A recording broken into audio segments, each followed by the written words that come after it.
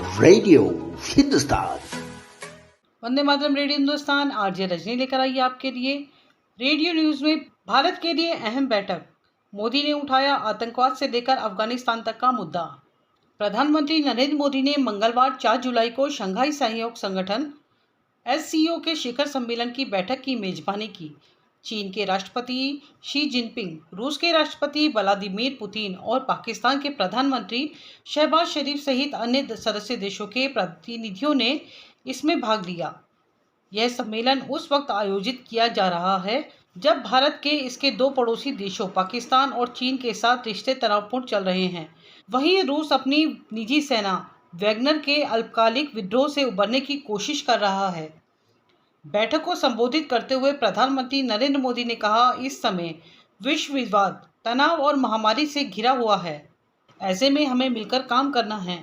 इस दौरान पीएम मोदी ने बिना नाम लिए पाकिस्तान पर हमला बोला।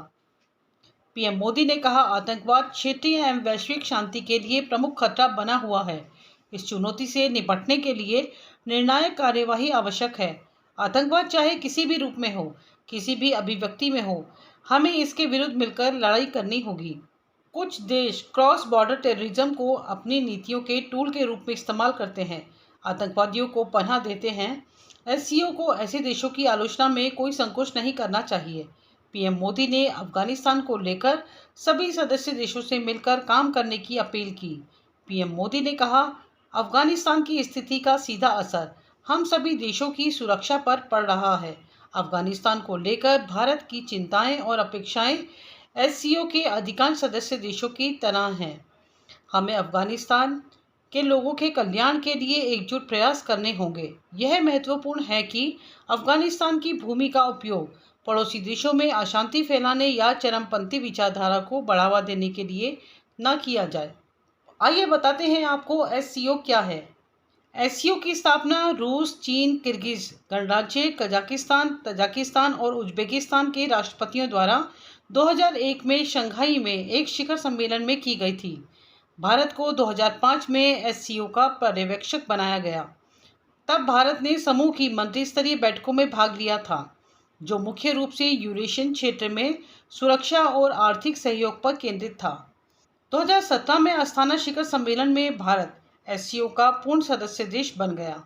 भारत के साथ पाकिस्तान भी 2017 में इसका स्थायी सदस्य बना। आज एससीओ एक प्रभावशाली आर्थिक और सुरक्षा ब्लॉक है और पिछले कुछ वर्षों में यह सबसे बड़े अंतर क्षेत्रीय अंतर्राष्ट्रीय संगठनों में से एक के रूप में उभरा है।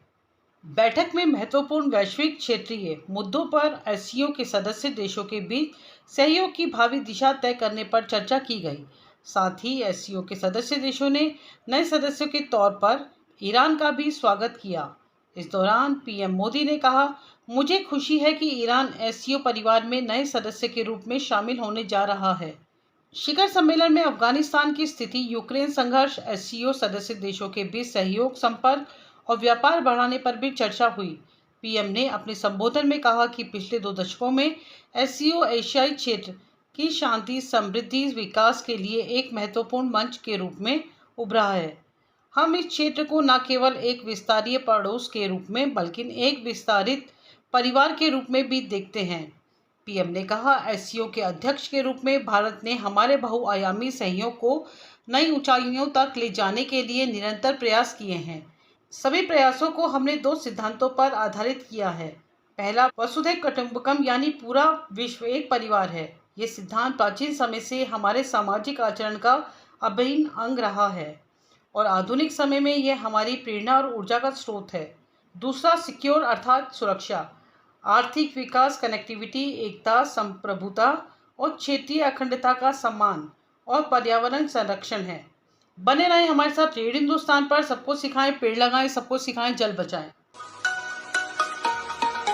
रेडियो हिंदुस्तान।